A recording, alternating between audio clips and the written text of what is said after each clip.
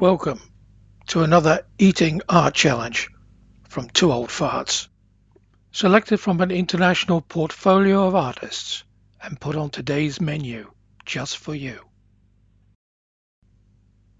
If you could eat this art, what would it taste like?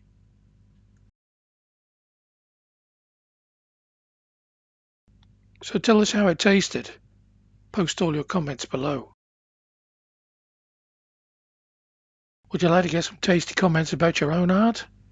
Contact us via the email.